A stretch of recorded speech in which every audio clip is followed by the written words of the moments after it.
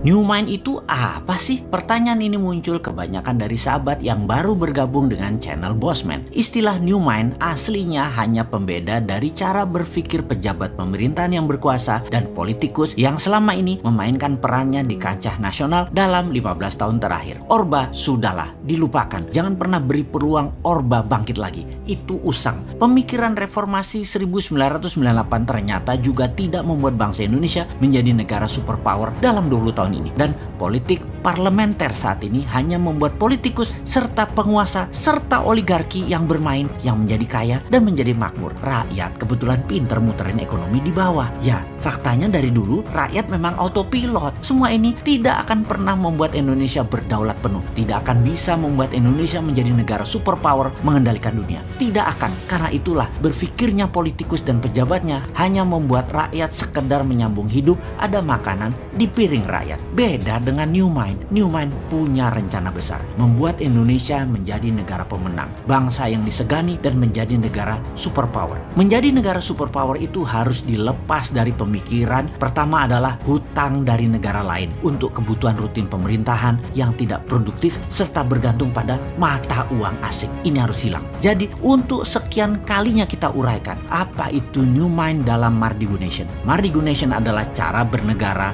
New Mind. Kita jelaskan ada 3 wilayah cara ekonomi bernegara. Kita belah 4 cara melihatnya. Kiri adalah sosialis, kanan adalah kapitalis, atas dan bawah sekarang. Atas ada elitis, bawah akar rumput.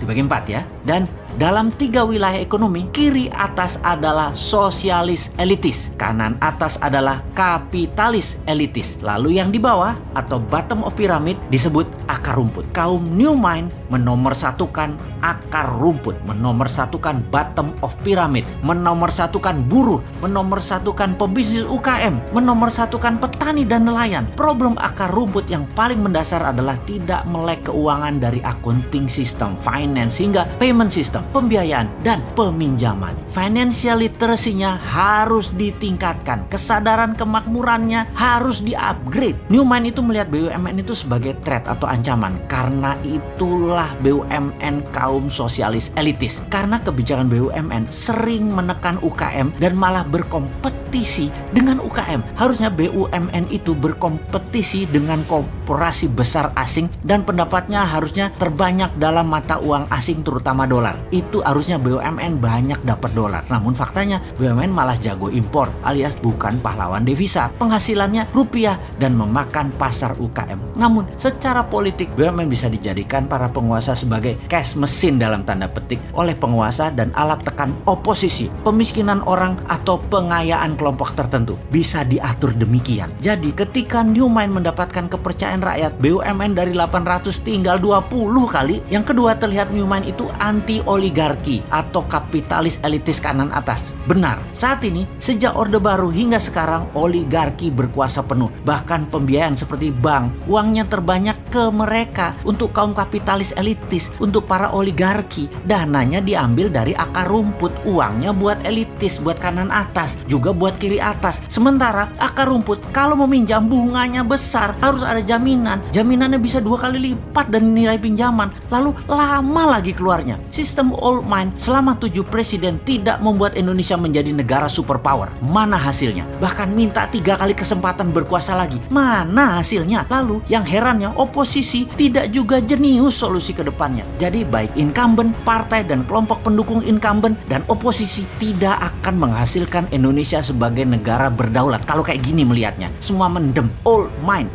tidak akan paham perang dagang, perang ekonomi, perang biologi yang sedang dimainkan globalis dan dimainkan oleh non-state aktor tersebut. Kemudian climate warfare yang akan dimainkan globalis selanjutnya. Mana ngerti sampean. Juga sisi perang Tiongkok Amerika versi 2.0 yang baru lagi yang akan dimainkan, seperti harga komoditi dunia dimainkan. Old mind bakal gagap aja. New Mind harus ambil kesempatan di masa pemilihan raya ke depan, karena yakinlah, karena mereka semua tidak paham para old mind tersebut. Action old mind akan menambah hutang dari 6.000 triliun saat ini di akhir jabatan 2024 garansi 11 10.000 triliun. Garansi, nggak usah dianalisa itu mah. Yang akan membelenggu Indonesia dalam jangka panjang. Untuk bayar hutang aja kita harus ngutang. Bisa-bisa jadi fail state kalau gayanya begini. Negara gagal kita. Anggap saja bunganya 5% setahun dalam dolar lagi. Maka 6.000 triliun bunganya itu 300 triliun setahun. Bayangkan, bunganya aja sudah 20% APBN. Lalu pokoknya bagaimana membayarnya, wahai menteri terbaik di dunia versi negara peminjam hutangan? Jawab dong. Lalu apa yang terjadi kalau rupiah melemah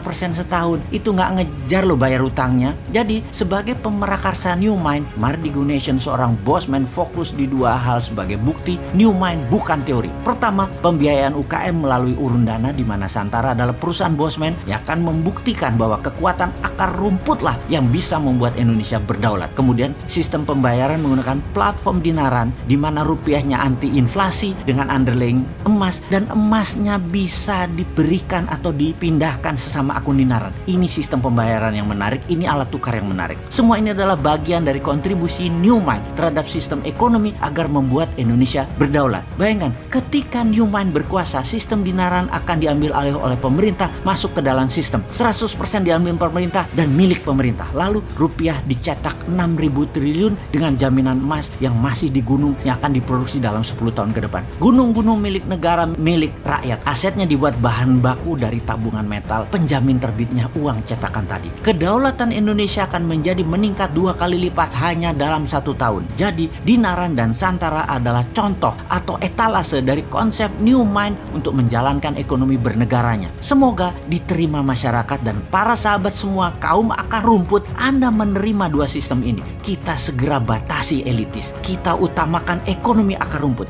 Jangan dibalik, akar rumput dibatasi, elitis dibebaskan. Gimana sih kalian ini bernegaranya? Tempe bener sih.